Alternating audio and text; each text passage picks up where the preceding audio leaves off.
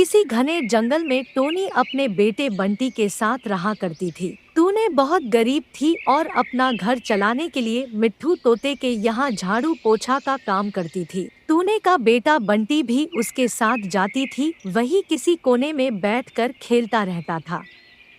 एक दिन टूने और उसका बेटा मिट्ठू तोते के यहाँ से काम करके वापस आ रहे थे तो वही रास्ते में कालू अपना ठेला पर रंग बिरंगी आइसक्रीम बेच रहा था।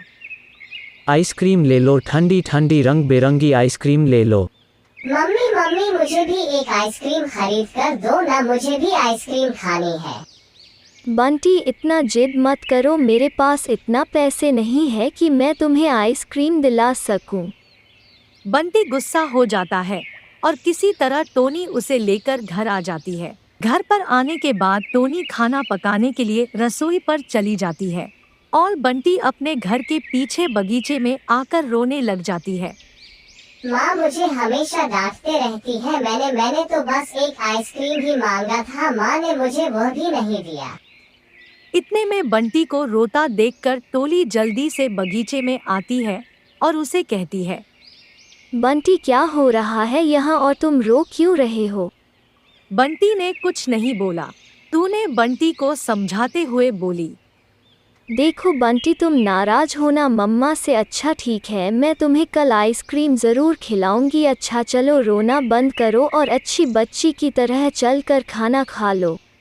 तूने बंटी को लेकर घर चली जाती है। वह और तूने खाना खाकर सो जाते हैं।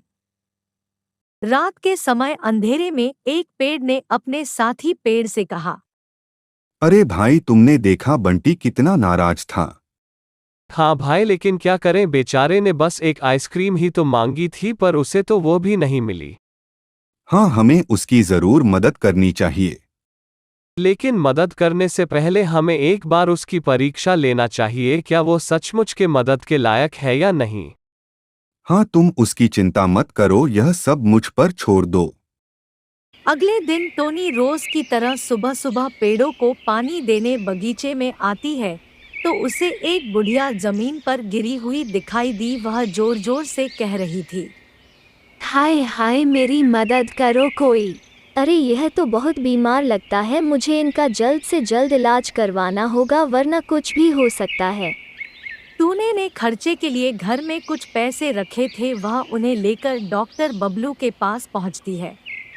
हाँ घबराने की कोई बात नहीं है, इनको थोड़ा कमजोरी है, मैं कुछ दवाइयाँ लिखकर दे रहा हूँ, इन्हें उनसे आराम मिल जाएगा, आप बिल्कुल मत घबराइए। आपका बहुत बहुत धन्यवाद डॉक्टर साहब। टूने उस बूढ़ी अम्मा को लेकर घर आती है तो उसे देखकर बंटी कहती है, माँ यह बूढ़ी दादी कौन है और तुम तो आइसक्रीम लाने गई थी, तो मेरा आइसक्रीम कहाँ है? बेटा मुझे माफ़ कर दो, मैं तुम्हारे लिए आइसक्रीम नहीं ले पाई। जो भी मेरे पास पैसे थे वो मैंने बूढ़ी अम्मा के इलाज के लिए लगा दिए, मैं आज भी तुम्हें आइसक्रीम नहीं दिला पाई। इतना कहकर टोनी रोने लगती है। टोनी को रोता देखकर बंटी उसे कहता है, माँ मैं आइसक्रीम फिर कभी खा लूंगी, क्योंकि मेरे लिए आइसक्रीम से भी ज्यादा जरूरी दादी माँ का इलाज जरूरी है।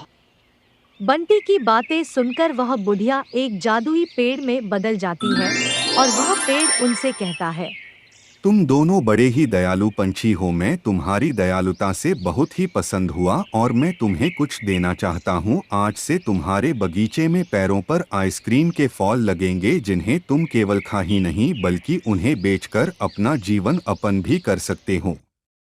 इतना कहकर वह फिर वहां से गायब हो जाता है और अगले दिन से उनके बगीचे में पैरों पर ढेर सारी आइसक्रीम के फल लग जाते हैं, जिससे टोनी एक छोटा सा आइसक्रीम का ठेला लगा लेती है और खुशी खुशी आइसक्रीम बेचकर अपनी जिंदगी गुजारने लग जाती है।